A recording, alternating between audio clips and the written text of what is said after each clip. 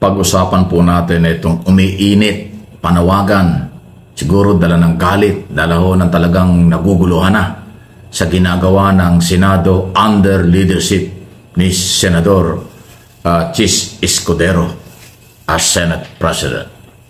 Alam po ninyo, yung issue ng panawagang mag-resign, yan po ay nasa sarili na ni Escudero kung kanyang gagawin. Ang papairalin lang dyan kung meron, delikadesa. Delikadesa, pwede siyang mag-resign as Senate President. Yun lang yun.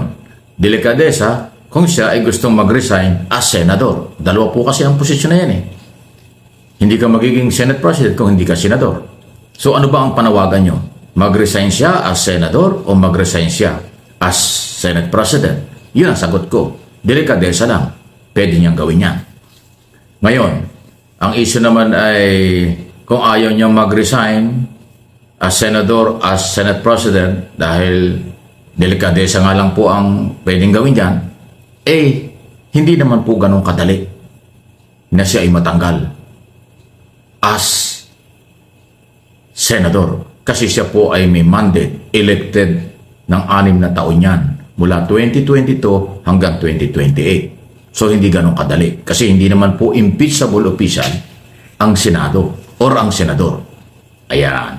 Okay.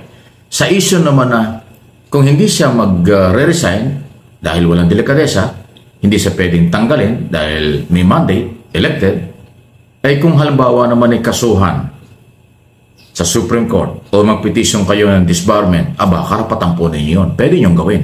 Anybody, pwede mag-file ng petition for disbarment sa isang abogado kung sa tingin ninyo hindi siya sumusunod sa batas o may paglabag ang kanyang ginagawa bilang isang abogado. Karapatan po ninyo yun.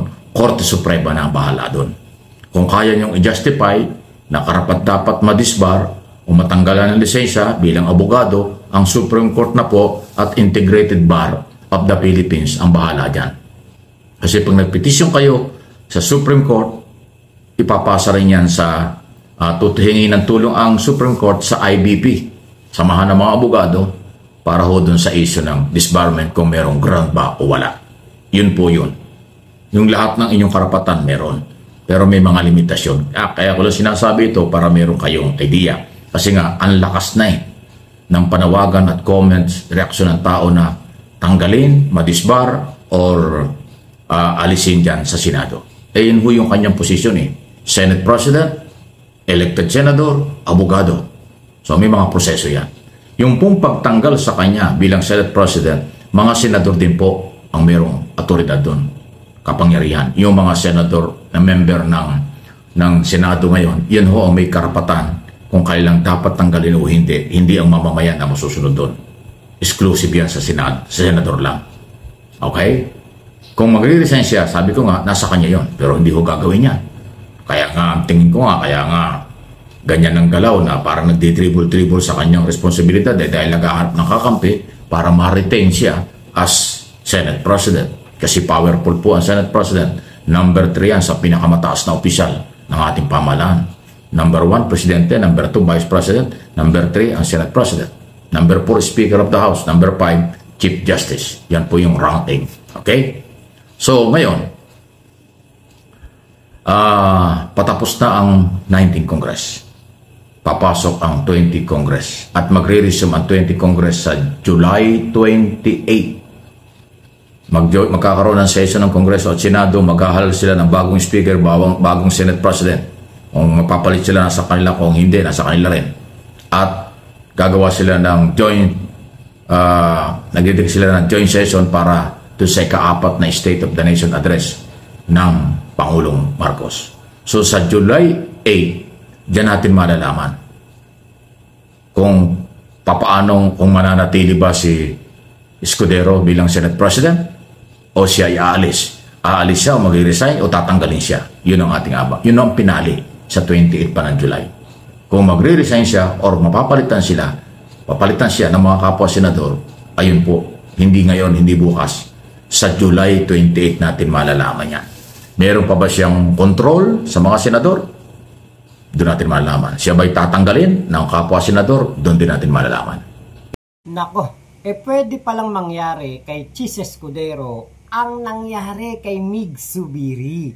Kasi nga po, di ba, yung kay Mig Zubiri medyo hindi nila nagustuhan kung ano ang tinatrabaho nito. Hindi nila nagustuhan yung kilos galaw ni Mig Zubiri. Ngayon kaya, naku, napakarami po nating mga kababayan ang nagpupuyos ang damdamin dahil po sa hindi pa matuloy-tuloy na impeachment trial. Paano kaya kung ang ating mga kababayan ay pakinggan ng ilan nating mga senador na nakaupo ngayon at sila'y maisipan nila na ikudeta din etong si Chis Escudero kahit po papatapos na ang 90th Congress. 19th Congress, paano kung ikudeta siya?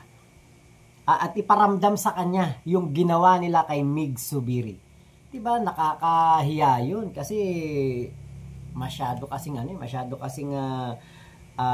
hindi natin alam kung pabibo, nagmamagaling o nagmamarunong pa kaysa sa konstitusyon. Ang konstitusyon po natin ay ginawa para maging gabay ng mga Pilipino, lalong-lalo na po ng mga halal ng bayan. Pero bakit ganon, Senator Chis? Parang ang pinapakinggan mo lang ay ang sarili mo.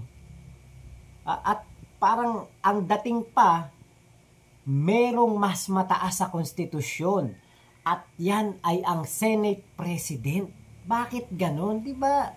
Kaya nako, hindi na po ako magtaka kung sa 20th Congress, hindi na si Chis Escudero ang maging Senate President. Ang kailangan yung medyo matured at hindi po nadidiktahan.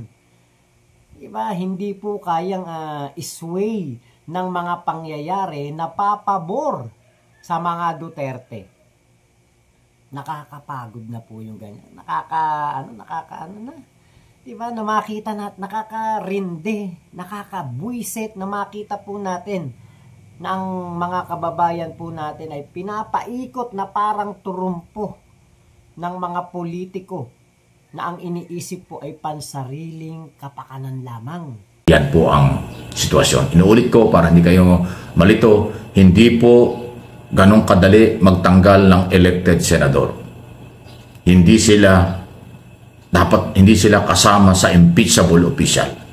Dati ko na sinabi, ang mga impeachable official lang ay ang Presidente, Vice President, Chief Justice, Associate Justice, mga chairman at commissioner ng mga constitutional body like Ombudsman, Commission on Audit, COA, at COMELEC. Yan po yan. At iba pa, marami yan.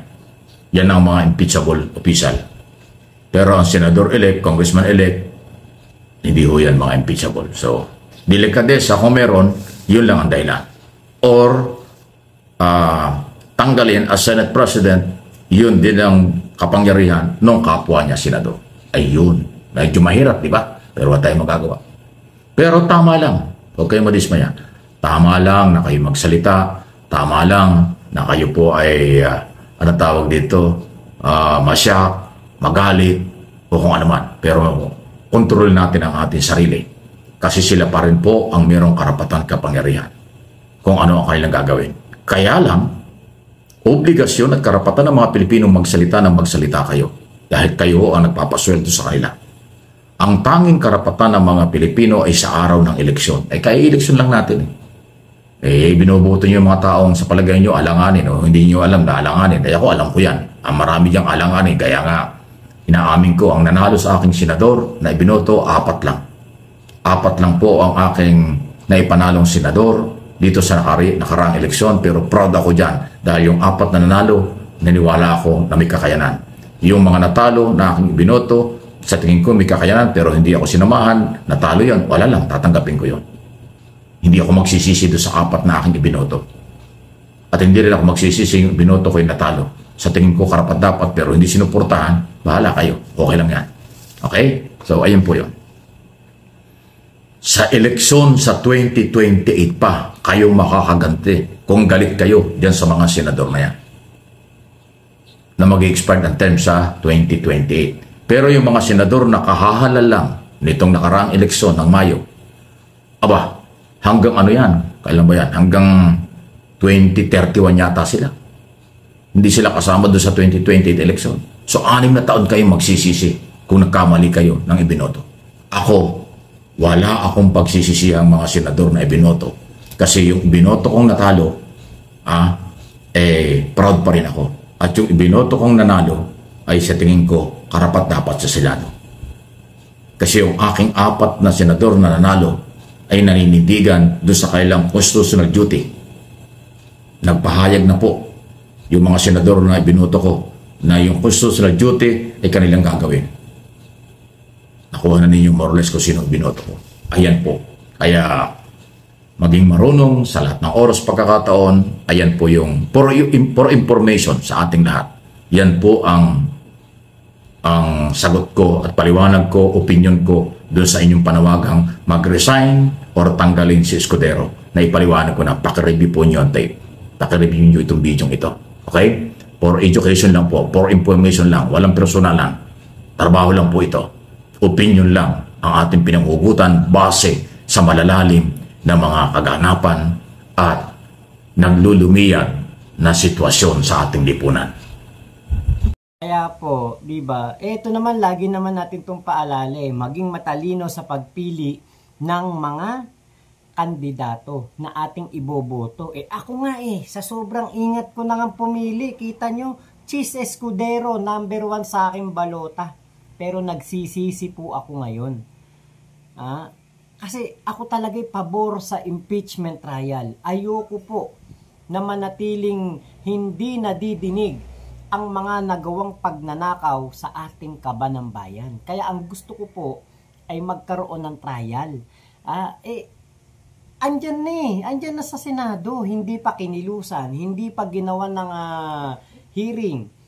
Diba, hindi sila nagpursige. Bagkus, nung dumating po, tinransmit po sa Senado, ano ginawa? Nagmamadaling isara ang kanilang Senado. Nagmamadali sila. Natapusin na ang sesyon para sila'y makapagpahinga na, makapag-relax na. Inuuna po nila ang pahinga kaysa po sa pagtatrabaho. Pero ini-recess ng Senado, napakahaba. Sumasahod po yung mga yan. Ang lalaki ng sahod ng mga yan, di ba? Tapos, ganun po ang ginawa nila. Pinatenga nila ang impeachment trial. Tapos, nang magbalik na ng sesyon, ano ang sasabihin? Wala nang oras hindi na hindi na kaya to. Hindi na to kayang tapusin. Wala nang oras. Delay na. Bitin na. Samantalang dumating yan dyan, February pa lang. June na po ngayon. Sa kanyo sasabihin delay. Diba? Marunong pa sa konstitusyon ang isang Senate President. Tama ba yun? Maaring baka magaling, matalino. Pero ngayon, nagiging bobo ang isang Chis Escudero dahil po sa pamumulitika at dahil po siguro sa pagsunod sa hangarin para sa 2028. Talagang iba ang ambisyon kapag may ambisyon talaga. At gustong makarating doon. Gagawin lahat. Kung normal lang, kung pagdating ng February, ginawa ang impeachment trial, natapos siguro ng March, April, tapos na. Diba, dinalaman na sana natin kung ano ang katotohanan.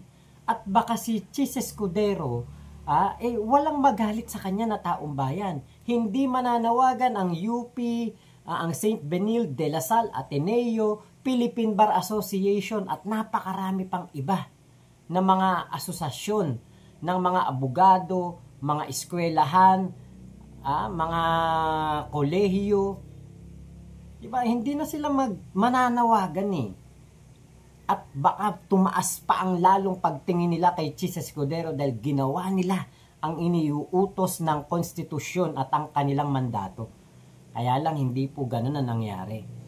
Kaya ngayon hindi natin masisisi ang ating mga kababayan kung meron pong gumawa ng panawagan ni Harry Roque pero hindi para kay PBBM, kung hindi para kay Chis Escudero at sa mga alipores ni Digong Duterte. Hustisya po ang hinahanap namin sa aming kaperahan, sa aming mga tax na ibinabayad.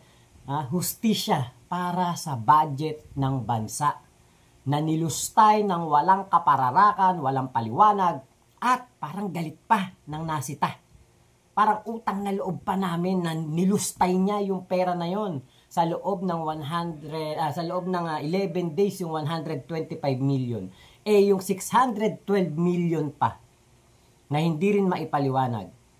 Na sa sobrang taas ng pride ni Sara, ultimo sa Congress hearing, nagbabratinela siya. Diba? So, ito po, impeachment ang sagot para masagot ang mga katanungan ng taong bayan. So, yun lamang po. Maraming salamat, Sir Mike Abe, sa video na iyong in-upload na talaga namang napakatindit, napakalupit. At ang ating pong ma-impormasyon ay talaga namang malaman na malaman. Maraming salamat po, Sir Mike Abe, MA Pinoy TV at Mike Abe Opinions dito sa YouTube. Support niyo po yan, ha? At ingat po kayong lahat sa mga tropa pips natin dyan, mga OFW. Salamat po, Momo Chup Chup. Love you, love you. God bless us all. Pilipinas. God first. Bye-bye.